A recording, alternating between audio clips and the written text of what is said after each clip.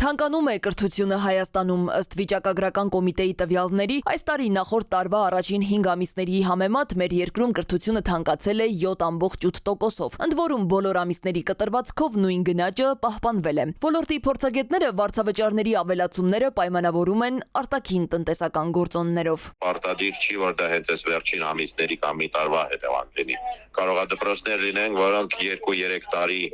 իմացել են ու չեն բարձրացել գները, բայց հիմա հասկացել են, որ էլ չեն կարող։ Ես առհասարակ կարծում եմ, որ կրթությունը պետք է լինի անվճար, ես կգերադասեի գերմանական կամ սկանդինավյան մոտեցում այդ ոլորտում։ Տնտեսությունը պետք է ֆինանսավորի կրթությանը։ Ուրիշ ելք չկա, ցանկացած զարգացած երկրում ճանապարհը դա է։ Ամենաթանկը ակտուալ եւ շուկայում պահանջարկ ունեցող մասնագիտություններն են՝ տեղեկատվական տեխնոլոգիաներ, բիզնեսի կառավարման նոր մոդելներ, բժշկություն եւ իրավագիտություն։ Այս մասնագիտությունների վարձավճարները տատանվում են 800-ից 900,000 դրամի սահմաններում։ Օրինակ Երևանի պետական համալսարանում 950,000 դրամ արժե միջազգային հարաբերությունների ֆակուլտետի ուսանող դառնալը, իսկ որքանով է այս աստղաբաշխական գինը համապատասխանում կրթության բովանդակությանը։ Ոնց են որոշել, ասենք օրինակ որ միջազգային հարաբերությունները ինքը ասենք ավելի բարձր պահանջարկ ունի։ Բոլորը այն ժամանակներով են մտածում, որ ասենք միջազգային հարաբերությունները իրավաբանական լավ է, հատում եք լեզուն էլ բանի վեն, օբյեկտիվ, որ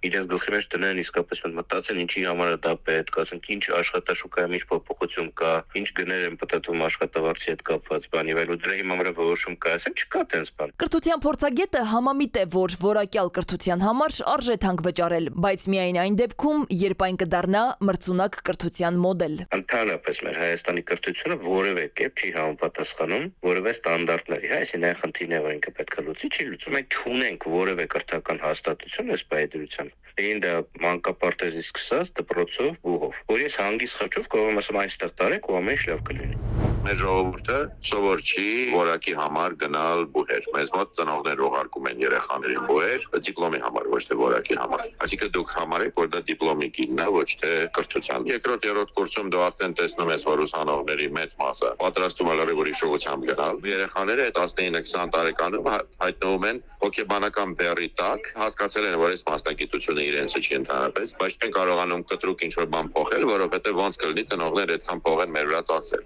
Մասնագետները շեշտում են, եթե գների բարձրացմանը զուգահեռ չապահովվի կրթության որակի բարձրացում, ապա դա կարող է հանգեցնել բուհերի դատարկմանը, ինչպես նաև ուսանողների արտահոսքի, մասնավորապես դեպի արտասահմանյան կրթական հաստատություններ, ինչն արդեն քիչ թե շատ տեսանելի է։ Սվետլանա Ավդիշյան, ժամը լրատվական։